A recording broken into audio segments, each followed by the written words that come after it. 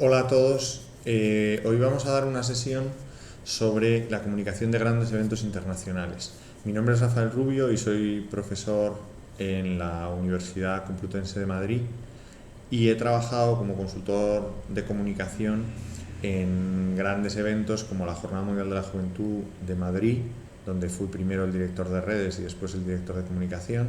Después fui asesor externo de la Jornada Mundial de la Juventud de Río y dentro del ámbito de los grandes eventos, no necesariamente eclesiales, también colaboré como asesor de comunicación en Río de Janeiro, en los Juegos Olímpicos de 2016. La idea de esta sesión es ser capaz de explicar de una forma rápida por qué los grandes eventos internacionales, que son una parte de la evangelización de la Iglesia, porque son una oportunidad de comunicar al mundo la buena noticia y son una oportunidad de transmitir al mundo una imagen más real de la Iglesia. Y cómo se puede planificar de una manera estratégica esa comunicación para cumplir los objetivos. Y en una segunda parte de la sesión, si nos da tiempo, vamos a tratar de explicar cómo se organiza un equipo de comunicación, especialmente en las redes sociales, que son un elemento transversal y esencial por el carácter internacional de estos eventos, cómo se organiza un equipo de comunicación en redes para un evento de estas características. Empezamos. Eh, Cuando tenemos que entender qué es un gran evento y cuáles son las funciones de un gran evento, podríamos definirlo con una serie de elementos característicos como, en primer lugar, que es multitudinario. Es multitudinario en dos aspectos. Es multitudinario por el número de asistentes que participan en el evento, pero también es multitudinario por las audiencias que alcanza. Normalmente, también en los grandes eventos eclesiales, suele haber más gente siguiendo el evento en sus pantallas, en sus redes, en los medios de comunicación, que en el terreno, por mucho que sea multitudinario el gran evento. Si nos fiamos de las cifras de las últimas Jornadas Mundiales de la Juventud, que os puedo enseñar aquí, eh, el evento de la Jornada de la Juventud más multitudinario probablemente fuera Colonia en Alemania o Roma en Italia con 3 millones de asistentes, pero en general las audiencias de cualquiera de estos eventos han rondado los 50, los 60 o incluso más millones de personas en todos sus formatos, ¿no? Además de ser un evento multitudinario, es un evento con una logística compleja. Organizar una Jornada Mundial de la Juventud, aunque dure 3 o 4 días, lleva años. Y ese llevar años tiene una serie de complicaciones para lograr que el evento funcione como debe ser, sin grandes conflictos, sin grandes crisis, para que los que asisten al evento se sientan como en su casa y puedan aprovechar esos días para tener un encuentro pues, con la Iglesia y con Dios. Pero también la logística compleja genera una serie de problemas vinculados al mensaje. Porque uno de los grandes peligros de los grandes eventos es quedarse en la logística y no en el mensaje. Es muy habitual, por lo espectacular de este tipo de eventos, que los periodistas traten de hablar o de centrar la atención en el número de gente, en el número de la comida consumida, el dinero que genera un evento de esas características para la ciudad, o cifras como las de sanitarios o atención médica. Toda esa logística puede ser objeto de información y es un objeto de información que, salvo que esté muy bien dirigida, muy bien gestionada, puede confundir o distraer de nuestro objetivo inicial de comunicación. Además, este tipo de eventos tiene una agenda amplia en la que, en el caso de las Jornadas Mundiales de la Juventud, el Papa ocupa un papel central, pero en el que además se producen un montón de eventos paralelos, alternativos, antes y después, que sirven o que también son una buena ocasión para transmitir el mensaje. Son eventos que por las características anteriores generan necesariamente atención mediática y que en ocasiones esa atención mediática puede centrarse en la controversia vinculada a la ocupación de espacios públicos por parte de la Iglesia, al hacer ostentación o al mostrar públicamente la fe. En algunos países ha tenido más vinculación con temas que en ese momento eran conflictivos, pues como los abusos o problemas específicos pues con pues un tema concreto de la Iglesia, o muchas veces incluso la financiación pública o el tipo de ayudas que el Estado o que las instituciones ofrecen a la celebración de ese evento y el porqué, ¿no? Por eso por eso los grandes eventos son fundamentalmente una excusa de comunicación. O sea, la comunicación, por todo lo visto anteriormente, es un elemento clave y un elemento transversal de esos grandes eventos. La comunicación, y esto no lo digo por haber trabajado en ellos y porque estemos en un máster que tiene una vinculación clara con la comunicación, no es un elemento más, no es un séptimo departamento o un octavo departamento de los que ocupan la organización de este tipo de eventos. La comunicación es un elemento transversal que tiene que estar presente desde el principio en la concepción del evento, en la propia decisión de si ser o no sede de un evento de estas características, en la concepción del evento, en el tipo de actividades alternativas que se van a realizar. ¿Por qué? Porque, aunque suene muy duro, este tipo de eventos tienen fundamentalmente un sentido mediático, comunicativo, no solo mediático. Más allá del encuentro personal con la Iglesia y con Dios que los asistentes al evento pueden disfrutar, es este tipo de eventos una oportunidad única que tenemos cada 2 o 3 años para enseñar la cara más atractiva de la Iglesia, para mostrar que la Iglesia es universal y que en su universalidad es tremendamente plural, para mostrar que la Iglesia es joven. Y por eso, porque lo mediático, lo comunicativo es un elemento esencial de todo este proceso,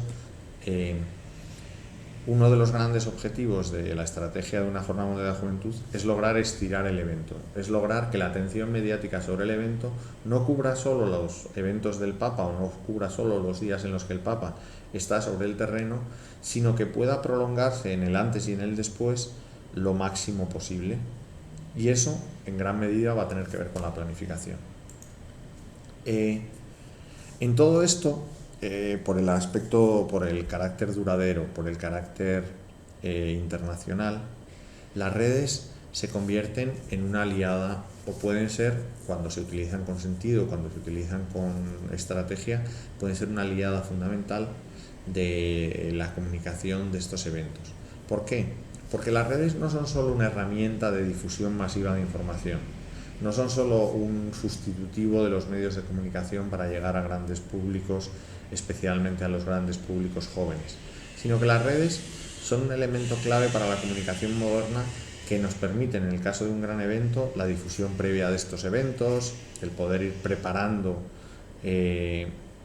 eventos comunicativos cuando todavía estos eventos no están dentro de la agenda de los medios, porque nos permite segmentar a los distintos públicos y poder trabajar con cada uno de ellos, porque es un aliado invaluable, iba a decir, es un aliado que no tiene precio cuando estamos hablando de gestión logística, no solo de gestión de crisis, pero también de gestión de crisis, para avisar de determinados conflictos o determinados cambios de decisión de última hora provocados directamente por circunstancias climáticas o por circunstancias externas a la organización, porque nos permite ofrecer la mejor cara de los eventos, nos permite que el protagonista del evento, que el Papa no sea más que un testigo del evento, pero que lo que enseñemos no solo el Papa, que tiene una repercusión mediática permanente y no necesita una Jornada Mundial de la Juventud para enseñarse al mundo, para tener atención mediática, sino que sea una oportunidad para enseñar ese otro rostro de la Iglesia que se enseña muy pocas veces, que es el rostro de todos aquellos que participan en el evento, en los que el Papa no deja de ser, como decía antes, o debería ser desde el punto de vista informativo, pues uno más, ¿no? Uno más donde todo el mundo centra la atención, pero uno más que permita que se vea al resto, que se vea la riqueza, la pluralidad, el comportamiento del resto. De ahí que las redes te permitan este objetivo básico de la comunicación de un gran evento, que es dar protagonismo a la gente, permitir que la cobertura del evento no tenga solo una visión, la de los medios de comunicación, sino que sea una especie de collage de la visión de miles o millones de personas que gracias a las redes van alimentando un relato común para el que la organización con el que la organización contribuye. Si tuviéramos que definir una Jornada Mundial de la Juventud, podríamos hablar de un encuentro de jóvenes multitudinario. Quizá nadie podría decir que no. Podríamos hablar también de un encuentro periódico, que cada 2 o 3 años reúne a jóvenes del mundo con el Papa. Si tuviéramos que entrar un poco más en profundidad, podríamos decir que consta de una serie de actividades religiosas y culturales, que en torno a una Jornada Mundial de la Juventud puede haber más de 1000 eventos, microeventos, y algunos actos centrales que son los menos y que cuentan con la participación del Papa. Esta cobertura de muchos eventos es un reto y una oportunidad. Por ejemplo, en los Juegos Olímpicos de Río de Janeiro se producían más de 320 eventos al día. Si tenemos en cuenta que los Juegos duran más de 20 días, estamos hablando de 6.000 eventos que hay que cubrir en paralelo o que generan una decisión estratégica de qué cubrimos y qué no cubrimos. Pero a la vez, como decía, es una oportunidad de mostrar la riqueza, la diversidad, los distintos carismas y los distintos deportes, en el caso de los Juegos Olímpicos, que conforman la Iglesia. Las cifras, cuando hablábamos de logística, son impresionantes, ¿no? Las cifras de la inversión inicial, que en el caso de Madrid fue de más de 50 millones de euros, las cifras del tipo de personas que viene y desde dónde viene, pues un 70% peregrinos, o sea, locales, y un 30% de fuera, los números de gente que participa, que no suelen ser un buen elemento comunicativo porque resulta muy fácil entrar en la guerra de números, pero que acaban mostrando un poco la dimensión del evento, su impacto económico desde el punto de vista de la inversión en España, desde el punto de vista de la inversión o del resultado en distintos sectores como el de la alimentación, el de la ¿cómo se dice? Los alojamientos, el transporte. Bien, como decía, el carácter del evento, y aquí tenéis algunos datos más, es absolutamente impresionante. Otra cosa es que esos números se conviertan en el centro de la organización. Estos datos se corresponden con Madrid, que creo que lo podéis ver en algún sitio, pero por si acaso. Bien, de ahí que definir una jornada de la juventud desde un punto de vista estratégico sea el primer gran objetivo. ¿Cómo lo definíamos en Madrid y en Río, que más o menos fue similar? Pues un acontecimiento histórico y mundial, con más de 1 millón de asistentes, en el que participa gente de más de 190 países, que dura 5 días y en el que hay más de 1000 actos culturales y religiosos, más o menos en la línea que os he dicho. ¿Y cómo se prepara, una vez que hemos dicho en qué consiste este gran evento internacional y por qué es una oportunidad de comunicación para la Iglesia? Vamos a entrar un poco más a fondo en una serie de caminos que tenemos que definir o una serie de pasos o de etapas que tenemos que definir para organizar o colaborar con la comunicación de un evento de estas características. En primer lugar, como decía antes, empezar con tiempo. La dimensión de estos eventos, uno no es consciente de la dimensión de estos eventos hasta que tiene que colaborar con ellos. Madrid empezamos a prepararlo casi 3 años antes de la celebración, o 2 años y medio antes de la celebración. Unos Juegos Olímpicos se preparan desde la designación, 8 años, 10 años antes.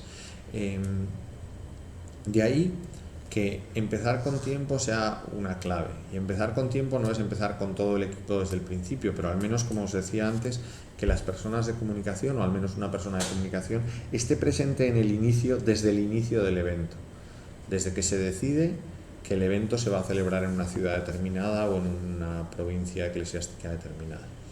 En segundo lugar, y por los motivos antes explicados, que la comunicación tenga desde el principio un lugar en la mesa. La comunicación ha dejado de ser una herramienta de venta o de atención de crisis para convertirse en una herramienta de gestión estratégica, de management. Y esto, que en las empresas privadas se entiende con total naturalidad, a veces en instituciones públicas o de la Iglesia cuesta más entender. Es esencial entender que si la comunicación es un elemento estratégico y por tanto clave para muchos sectores, debe serlo también para la Iglesia, y que los comunicadores tienen que tener un papel que no se limite solo a contar lo que pasa, sino que de una forma activa colabore en definir qué es lo que va a pasar. En ese sentido, y lo veremos después con más detenimiento, es clave definir objetivos públicos y mensajes. Además, desde el principio habrá que buscar las alianzas y detectar los posibles opositores a ese proyecto. articular una base de datos bien segmentada, bien definida, con la que podamos trabajar a partir de ese momento, que podamos ir aumentando el número de contactos y aumentando la profundidad de cada uno de los contactos, en la forma en la que conocemos a todas esas personas, para luego convertirlas en donantes, voluntarios, incluso trabajadores o simplemente asistentes del evento. Organizar el equipo, del que hablaremos después, preocuparse de la logística, tratar de que la organización adquiera y vaya adaptándose por sus canales de comunicación a una estructura de red, establecer unas reglas de confianza, de convivencia en unas normas de comportamiento en la organización, en la sede, en los distintos equipos de trabajo, y un sistema de análisis. Todo esto básicamente debería ser el objeto del plan de comunicación inicial. Todo proyecto de comunicación requiere un plan estratégico y un plan de comunicación. Y ese plan, si no está por escrito, no existe. Si no se puede acudir a ese plan cuando sea necesario, realmente estaremos hablando de intuiciones y ideas felices, pero no propiamente de un plan estratégico de comunicación. Como decía, lo primero es definir unos objetivos. Para saber qué vamos a hacer, tendríamos que tener claro qué queremos hacer, qué queremos o qué perseguimos con eso que vamos a hacer. En el caso de la Jornada Mundial de la Juventud, hablábamos de 3 objetivos básicos del Departamento de Comunicación, no nos olvidemos. ¿Qué es lo que busca la comunicación de un gran evento? Facilitar el éxito de la organización, que todo salga bien, optimizar la experiencia de los asistentes, que los asistentes se puedan preocupar del objetivo fundamental del evento, se puedan preocupar de disfrutar unos días inolvidables e históricos y no tengan que preocuparse de todo lo anecdótico, de lo logístico, de sobrevivir, por decirlo de alguna manera. Que tengan garantizado el sobrevivir, el comer, el dormir y el estar limpios, y puedan preocuparse de cosas mucho más importantes, ¿no? Esa mejor parte de la que hablaba Jesús con Marta y María, ¿no? Y aprovechar una ocasión histórica para mostrar la Iglesia. Si estos 2 elementos se dan, si las cosas salen bien y la experiencia de los asistentes es buena, será relativamente fácil que esta ocasión histórica tenga una gran repercusión y tenga una repercusión mediática que permita a mucha gente conocer la Iglesia, asistentes y no asistentes. Pero para que esto sea así, hay que tener claro dónde queremos que la gente mire. Tenemos que tener claro qué es lo que queremos mostrar de la Iglesia. Y gracias a eso pues podremos ir definiendo claramente nuestro plan de comunicación. Lo siguiente serían los mensajes. Comparto con vosotros el documento estratégico de la Jornada Mundial de la Juventud de Madrid, donde definíamos 3 grandes mensajes principales con 3 submensajes, o 4 incluso, como en el caso que veis. En primer lugar, el de la definición. ¿Qué es la Jornada Mundial de la Juventud para los públicos con los que trabajamos? Es una fiesta a la que el Papa invita a 1 millón de personas de todo el mundo, que se celebra en Madrid en agosto de 2011. ¿Cómo segmentamos o dividimos esta información para que resulte, para convertirlo en píldoras comunicativas que podemos usar en otros momentos? En primer lugar, que hay jóvenes de 173 países, que Madrid iba a ser en ese momento la capital del mundo joven, que es un encuentro abierto a todos, gratuito, sin distinción, plural y reforzado con ideas como la del Fondo de Solidaridad, que iba a permitir venir a gente con menos recursos de países del mundo que cuentan con menos recursos, acentuando el aspecto cultural, porque el religioso todo el mundo lo da por hecho, y insistiendo en que durante esos días iban a producir en Madrid una oferta incluso en Madrid, que hay una oferta cultural riquísima habitualmente, no se había producido nunca en cantidad y en calidad, ¿no? Una oferta de conciertos, de obras de teatro, de musicales, de recitales, de exposiciones, y que era un lugar en el que los jóvenes que asistían se plantearían el sentido de su vida, y que la sociedad, en este caso la española, pero también el resto, podrían aprovechar para plantearse el sentido de su vida. En un momento como 2011, donde existe una profunda sensación de crisis económica y también de profunda crisis moral, social y moral, la JMJ tenía un mensaje para el mundo, una concepción vital o una forma de entender el mundo que ofrecía al resto, a que los quisieran compartir o quien lo quisiera escuchar, y esa oferta al mundo era en sí mismo, o la Iglesia piensa que podía ser una base sólida frente a la desorientación, el desarraigo. Bien, el segundo mensaje es en el desarrollo de esta cuarta idea, ¿no? Lo primero es que es una gran fiesta internacional. ¿Y para qué?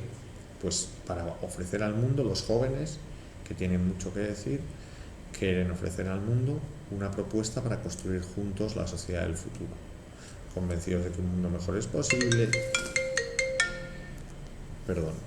convencidos de que un mundo mejor es posible, invirtiendo, poniendo de manifiesto la importancia de la juventud y su protagonismo en el futuro, y basado en una serie de valores que tienen un carácter joven pero que son de validez universal: la solidaridad, el diálogo, la verdad, la colaboración, la libertad, la dignidad de las personas, la transparencia, la paz.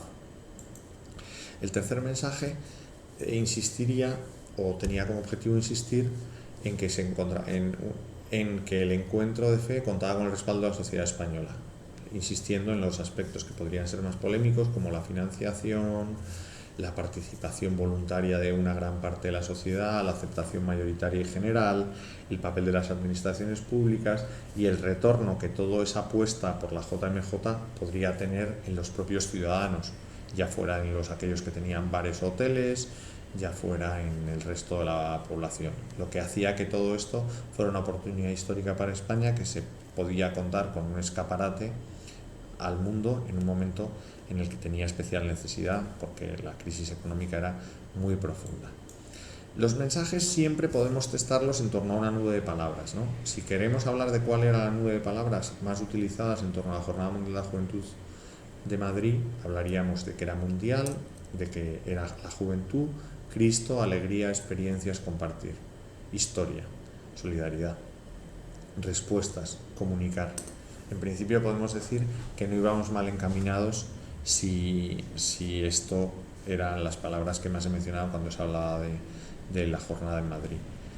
Tengo una serie de vídeos que podéis encontrar en el canal de la JMJ de Madrid, Madrid 2011, que sigue disponible en YouTube, y que os recomiendo porque marcan muy bien el estilo, pero que en este tipo de presentación no puedo enlazar y soy incapaz de integrar en la presentación una tercera pantalla, pero en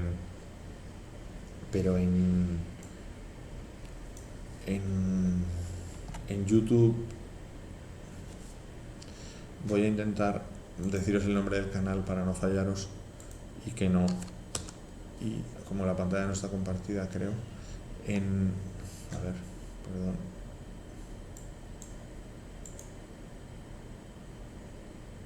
bueno, es que ahí está en distintos canales, pero bueno, si buscáis Madrid 2011 encontraréis muchos de estos vídeos que creo que marcan bastante bien el carácter de estos, perdonad porque he visto que he compartido la pantalla, pero bueno, que marca bastante bien el tono de la comunicación de la jornada en general, que también se reflejaba en la producción audiovisual. ¿Cuáles son los elementos estratégicos básicos de los que ya he hablado antes? Tener una visión universal. Si algo se monta en un país, no quiere decir que tenga que tener el tono de ese país, simplemente quiere decir que le ha tocado a ese país organizarlo, pero puede hacerse un evento con vocación internacional que prescinda, entre comillas, del país en el que se celebra. Evidentemente cualquier evento internacional va a tener un inconfundible toque local, pero ese toque local no puede comérselo todo y convertirse en exclusivo, ¿no? Algo como lo que ocurrió en los Juegos Olímpicos de Río 2016, donde pudimos ver cómo, en mi opinión, se desaprovechaba una oportunidad de comunicación histórica hablando al mundo de Brasil en lugar de hablarle con una visión mucho más amplia de toda América Latina, que es algo mucho más rico, mucho más plural, mucho más complejo, y que en mi opinión hubiera puesto a Brasil en su lugar de una forma todavía más espectacular. Una visión universal que tenga en cuenta la visión de los otros, que a veces es muy difícil cuando los trabajadores del equipo son todos del mismo sitio.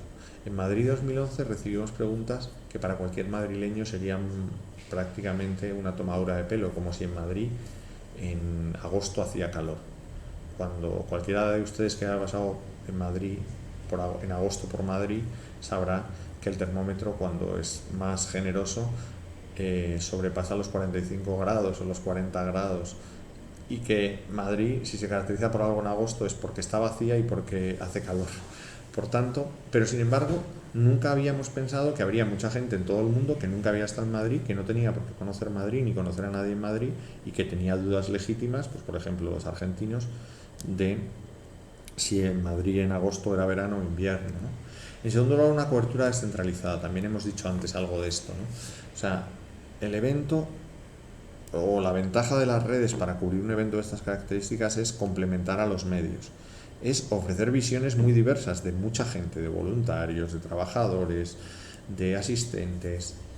Y esa es la riqueza de una cobertura de estas características y es lo que permite dar visión a la pluralidad.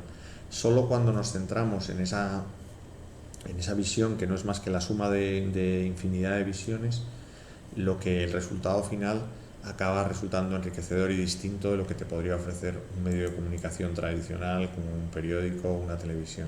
Y en tercer lugar, y como consecuencia de lo mismo, una comunicación centrada en las personas, porque solo las personas pueden descentralizar la cobertura. ¿Cuáles son las áreas de un equipo de comunicación de estas características? Pues en primer lugar, contenidos, que sería el corazón de todo el departamento, porque alimenta a todos los canales de distribución de comunicación. Son los que generan el contenido, los que tienen una visión estratégica de qué es lo que queremos contar y una visión técnica de cómo contarlo. Y son los que van a alimentar los canales de distribución de información, que serán medios, la web, las redes, el boca a boca o el uno a uno, o sea, el que nosotros lo llamamos promoción, pero el salir a la calle, dar conferencias, ir a parroquias o a clubs juveniles a contar pues todo este mensaje, o a buscar voluntarios o a buscar patrocinio. La publicidad, que como veremos está al margen, o es un equipo al margen, pero que se alimenta también de contenidos. Y lo que en el evento en Madrid por lo menos hicimos en paralelo, que era una web propia y una televisión propia. Todo eso está, o sea, todo esto son canales, formas de distribución que si no están alimentados correctamente por el área de contenidos, que será la más grande y la más importante de todas, pues acaban convirtiéndose en una especie de islas independientes que hacen la guerra por su cuenta y que no consiguen estar al servicio de los objetivos previamente determinados. Y para que todo esto funcione, para que estos equipos que pueden superar las 200 o las 300 personas en el momento cumbre del evento, es necesaria una buena oficina de coordinación, una buena labor de coordinación de personas que hagan que todo esto funcione, que se centren en la logística, en la relación entre cada uno de estos departamentos. Este equipo crece de una manera progresiva pero explosiva en el último mes. Normalmente, como la atención mediática y la atención de los voluntarios y de los asistentes es reducida cuando faltan 2 años, puede ser un equipo reducido y centrado en los elementos estratégicos, centrados en pensar en el cómo, en los procedimientos, en poner el camino que luego se va a andar. ¿Por qué? Porque llega un momento que ya no hay tiempo para pensar. Llega un momento, aunque esto nunca lo reconoceré en público, pero hay un momento en el que uno se dedica en exclusiva a gestionar. Y o ha pensado antes mucho y muy bien, y gracias a su pensamiento ha establecido los mecanismos para poder ejecutar bien, para poder gestionar bien, o acabará en el caos. Acabará haciendo cosas en sentido estratégico, generando gran incertidumbre y ciertos conflictos, no solo en el equipo de comunicación, sino en el resto de los equipos, en cuanto que entendemos la comunicación como un elemento transversal. Aquí tenéis cómo se estructuraba el caso de Madrid, ¿no? Donde estaban cada uno de los canales, tenían un subdirector, de los que hablábamos antes, había un director que se encargaba de todo ello, y un equipo de coordinación que era un consultor, un jefe de gabinete, una secretaría, un archivo y un equipo de diseño gráfico. Voy más rápido porque llevo media hora y esto tenía que durar 40 minutos. El equipo en el caso de Madrid era bastante plural, la mitad eran voluntarios y colaboradores, más de la mitad venía gente de 30 países, por esto que os decía de una visión universal y que nos permitiera construir comunicación no solo en español o no solo para España, sino en multitud de idiomas, más de 23, y para todo el mundo, para mentalidades de todo el mundo, mentalidades y formas de ver la vida, culturales y sociales de todo el mundo. Y teníamos una serie de herramientas de coordinación que eran indispensables. Una reunión semanal de todos los subdirectores en las que cada jefe de área reportaba y trataba de coordinarse con sus iguales. Una reunión semanal del staff donde todos los que en ese momento estaban trabajando en comunicación pues se reunían para saber cómo avanzaban las cosas y poner en común sus inquietudes. Y estas reuniones, que pueden convertirse tradicionalmente en una especie de jaula de grillos donde cada uno se consuela con los demás y lleva a la reunión las quejas que tiene con el resto de los departamentos, era muy importante que estuvieran ordenadas con un orden del día que se seguía estrictamente, con un acta final en la que se recogían las conclusiones para poder hacer seguimiento a posterior, y además que se traducía en un informe mensual que se elevaba al comité organizador local, que en el fondo son los jefes de la jornada. Y tenía unos sistemas de comunicación interna que son esenciales, canales claros, porque si hay un solo canal o el canal es el correo electrónico, se acaba con mucha facilidad en compartir todo tipo de información que a mucha gente no le importa, y el volumen es tal que la saturación es evidente y que el peligro de quedarse aislado por exceso de información, aunque pueda parecer paradójico, es real. De ahí la necesidad de establecer canales específicos para temas específicos, donde uno pueda ir a mirar sin miedo a ahogarse y uno pueda avisar al responsable, especialmente a los directores o a los subdirectores, en momentos críticos, sin necesidad de pelear con otros 500 mensajes de WhatsApp o de cualquier otra herramienta social. En su momento experimentamos con una red social interna que pensábamos que podía haber funcionado, pero nunca funcionó. Bien, cuando empieza el trabajo, todos estos elementos que hemos pensado previamente, que hemos estructurado previamente y que hemos recogido en un plan de comunicación estratégica, son incorporados y comienza el trabajo. Y el trabajo comienza inicialmente con una intensidad media. ¿Por qué? Porque, como les he dicho antes, no existe una gran atención. Esa intensidad media, ¿en qué supone? Supone salir a la calle a buscar alianzas, a buscar patrocinadores, a relacionarse con la administración. Supone empezar a producir contenidos, de lo que hablaremos después, y con distintos matices, empezar a crear comunidad, porque si algo tienen los grandes eventos desde la explosión de las nuevas tecnologías es que, como he dicho alguna vez en mi intervención, no se pueden limitar exclusivamente a difundir información de manera masiva a través de todo tipo de canales. O sea, no puede ser un bombardeo continuo de información, un spam religioso permanente, como ha dicho el Papa alguna vez, sino que este tipo de eventos, gracias a las tecnologías, deberían ser un intento de generar comunidades locales, comunidades nacionales, comunidades sectoriales, comunidades de los distintos carismas de la Iglesia.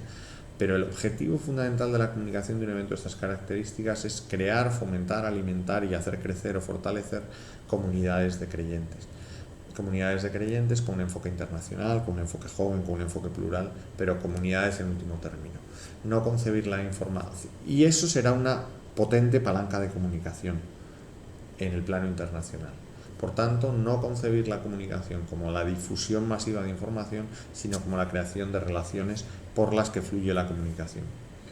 Y un cuarto elemento que es básico y que quizá en esta fase te puedes permitir, y solo si te la permites en esta fase podrás usarla después, que es el hacer y dejar hacer, ¿no? Hay un gran peligro de este tipo de eventos que tiene que ver con las grandes ideas, ¿no? Decimos que en España decimos, me imagino que en Argentina con más razón, que toda persona lleva dentro un seleccionador nacional. Pues en gran medida también nos pasa, al menos en España, con la comunicación. Todo el mundo tiene una vocación intrínseca o interna muy permanente de ser consultor de comunicación. Y todo el mundo tiene ideas geniales, todo el mundo, que de verdad muchas veces son geniales, y las quiere soltar en cualquier momento y considera que son prioritarias y le da igual si se han hecho o no. De ahí que sea muy importante distribuir bien las tareas y garantizar que cada uno cumple con su tarea, metiéndose lo menos posible en la de las demás. No ya porque lo vayan a hacer más, sino para no malgastar esfuerzos, para no generar conflictos, por una serie de motivos que entenderéis. El área de contenidos es el elemento fundamental y la creación de contenidos tiene que empezar desde el primer día. Y hay que crear mucho contenido aunque no lo vea nadie, aunque esto pueda parecer inútil. La seriedad de un evento, su credibilidad y su consumo va a depender de su archivo. Y su archivo muchas veces tendrá mucho más consumo a posteriori que en el momento en el que se creó. Por tanto, hay que crear contenido aunque no lo vea nadie, como decía antes, y sin ninguna vocación, más allá de que en algún momento será un contenido infinitamente útil para la propia prensa, para los usuarios, para los voluntarios, para los asistentes y para el público en general. El equipo inicialmente lo componían 3 personas al que se fueron incorporando voluntarios. Estos trabajos iniciales son esenciales porque es donde se coge el criterio, porque es donde la gente empieza a andar, donde empiezan a ser autónomos y acaban tomando decisiones por sí mismos. ¿Y por qué es tan importante esta autonomía, esta independencia? Porque muchas veces luego no hay tiempo para tomar estas decisiones o para consultarlas. Y solo las personas con criterio, y esto es aplicable a cualquier área del departamento, podrán tomar decisiones acertadas en el momento adecuado. Como os decía, los contenidos alimentan todos los canales y, por poner algunos ejemplos, en la web se publicaron más de 270 artículos en 5 o 6 idiomas y más de 120 notas de prensa. Elemento particular y cada vez más potente es el de los audiovisuales, que, aunque en su diseño, en su concepción, tenían una participación directa de contenidos, requieren, como no podía ser de otra manera, de un equipo técnico especial con habilidades para hacer este tipo de cosas, entre los que no me incluyo. Hoy en día la imagen ha sustituido al texto como forma de difusión. De ahí que, lógicamente, contenidos hoy en día tengan un enfoque más audiovisual que escrito, como se puede ver, por ejemplo, en el número de vídeos que se publicaron, más de 350. No solo que se publicaron, sino que se produjeron y se grabaron. Bien. Y en este primer elemento de ir generando contenidos hay que tener en cuenta la importancia de generar atención y respuesta, o sea, que no es solo distribución masiva de información, sino distribución masiva que genere interés y respuesta, y la necesidad de cubrir todos esos temas que luego el día a día no va a permitir cubrir, que la tensión del último momento y la cantidad de trabajo que hay que hacer no permite hacer. Por eso empezar con temas de fondo interesantes, atractivos, pero temas de fondo que permitan un tratamiento reposado, que permitan irse a grabar a un sitio, a un señor que vive lejísimos cuando luego nunca más vamos a tener tiempo para eso, y que además refuerce nuestros objetivos y nuestro mensaje. Por eso la necesidad de localizar historias y ser capaces de sobrevivir al tsunami del que ya he hablado varias veces. Los ejes de comunicación vuelven a ser las personas, el carácter histórico del evento, la necesidad de ayuda y el sobrepasar la figura del Papa para llevarlos a Cristo y a la Iglesia. En ese sentido, el mismo cardenal Rouco, que era el director de la Jornada de la Juventud de Madrid, lo decía con cierta clase, ¿no? Demostrar que la civilización del amor no es una utopía. Y me ha parecido una buena cita para definir todo lo que hemos hecho hasta ahora. El tiempo cada vez es más cruel, pero aquí podéis ver algunos de los eventos que buscaron hacer a las personas protagonistas. Pues los voluntarios abuelos, el pedir banderas a gente de todos los países para decorar la oficina, que hizo que mucha gente se metiera dentro de nuestra oficina a través de su deseo, el elegir los elementos que tenían que formar parte de la mochila del peregrino, o el buscar a través de un casting, el montar una orquesta y un coro de voluntarios a los que se les hicieron pruebas, pero montada de cero, cosa que cualquiera que sabe de música que me esté oyendo pensará que era un imposible, y que salió tan bien que sigue viva esa orquesta y ese coro dando conciertos por todo el mundo. O el buscar a los actores en el mundo que iban a grabar los spots por todo el mundo a través de un casting. ¿Cuáles son los temas de los que se hablaba? Pues en esos primeros días se hablaban de los preparativos, de información clave para venir, de cuáles eran los avances que se estaban produciendo, de historias impresionantes, de las cosas que la gente hacía para venir, de los cuáles eran los motivos y los porqués de todos los que iban a venir en ese momento, testimonios previos de gente que lo estaba preparando, o información más logística, más concreta de qué había que hacer para poder participar, ¿no? Según se va avanzando en el evento, la información, empieza a haber una mayor demanda informativa y una mayor carga de trabajo y una necesidad de ampliar el equipo. En este momento, informativamente, pues uno empieza a crear rutinas informativas, por ejemplo, dar una rueda de prensa cada semana o cada 2 semanas, empieza a tratar de dar contexto a todo lo que está pasando para que no se pierda o no se distraiga la atención. Se empiezan a responder dudas, fundamentalmente logísticas, se trata de involucrar a la comunidad en las decisiones, empieza la relación con los equipos, con los voluntarios, con las acreditaciones, y se empieza a planificar todo lo que va a ocurrir cuando llegue el tsunami. Pues cuál va a ser la cobertura, dónde va a estar cada uno, qué función va a desempeñar en ese momento final, quién tiene que tomar las decisiones cuando no es posible consultarlas, cuál es la cadena de mando, cuáles son las técnicas de comunicación, las herramientas de comunicación. Y en ese sentido, pues nos damos cuenta de que ya empiezan a llegar los medios en los que nuestro mensaje principal, como hemos dicho antes, es que es un evento internacional y de interés público. En el caso de Madrid hubo más de 5.000 periodistas acreditados y te genera toda una serie de problemas logísticos que son importantes resolver y encargar a profesionales, como dónde se acomodan, quién va a formar los pools que van a cubrir cada acto, porque muchas veces no es posible meter a todos los periodistas que quieren, gráficos y no gráficos, cubrir los actos. En los eventos eclesiales hay una figura que muchos de ustedes conocerán, que resulta tremendamente complicada para el equipo de comunicación, que son los periodistas de la Iglesia. Y me explico. Los periodistas de la Iglesia son un elemento esencial porque son canales a través de los cuales llega la voz de Dios al público principal de cualquier evento de estas características, que son los propios fieles.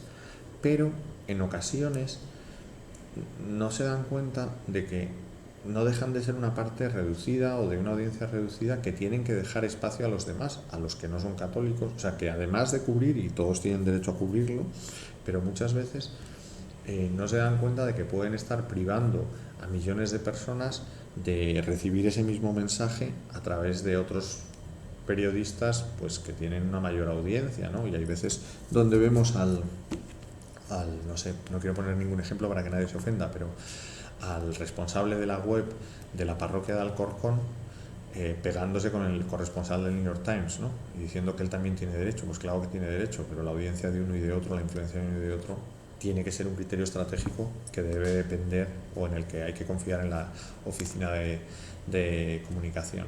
El transporte, las tribunas de prensa donde se van a alojar en los eventos, y un elemento esencial, que es quién va a producir la señal institucional de esos grandes eventos.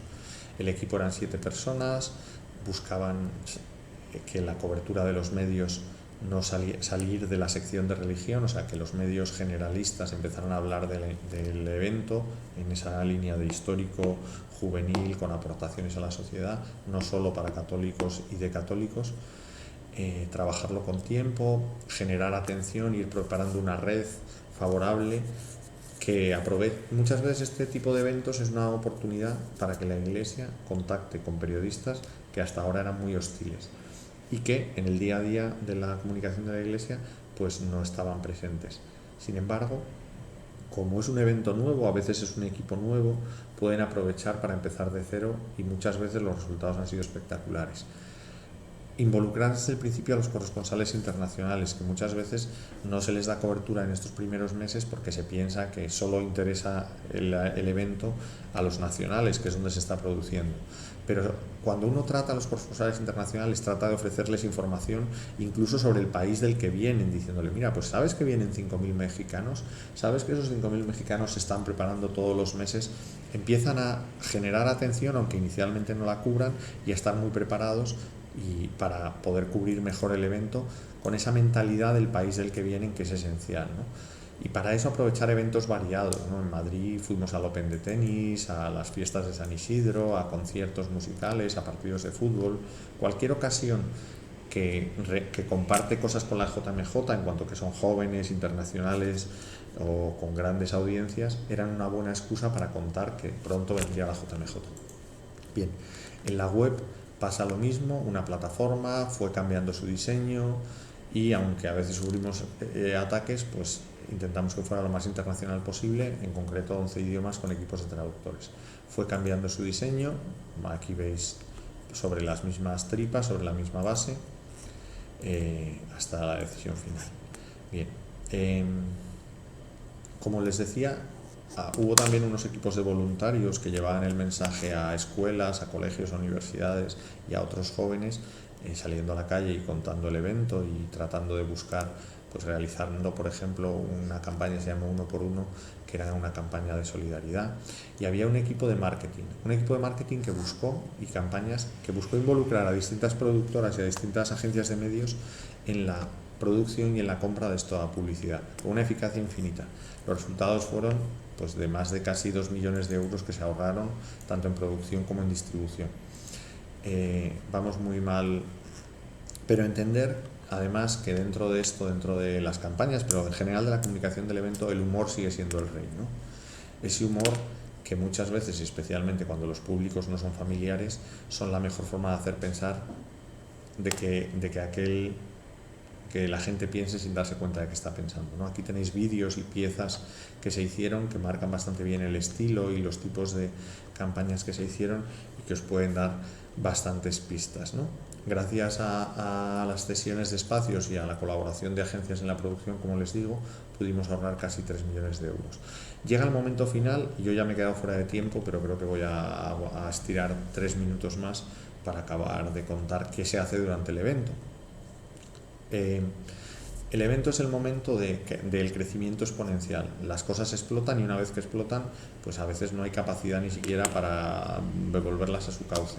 De ahí la necesidad de reconfigurar los equipos, difundir los canales, cuidar la cobertura propia, interactuar entre los distintos canales, seleccionar muy bien qué se cubre y qué no se cubre, porque es imposible cubrirlo todo, tener una buena comunicación con el portavoz oficial del evento, tanto de las autoridades eclesiásticas como de las autoridades civiles, para que la información, especialmente en casos de crisis, sea única, uniforme y bien distribuida, porque no hay nada peor que distintas versiones o que la sensación de ignorancia, y aprovechar ese momento final para la interacción, ¿no? Bien, en el caso de las redes sociales, pues que no voy a poder hablar con detenimiento, otro día si queréis damos una sesión más detenida, pero básicamente llegamos a trabajar en 21 lenguas, en 5 canales, con un crecimiento exponencial donde se ve muy bien el momento en el que explota la atención y ya es imposible cubrirlo, con una gran participación y unos grandes niveles de engagement. Con estos resultados, esta presentación no os volváis locos intentando seguirla porque la tenéis subida en la carpeta que os he dado con el programa de la asignatura.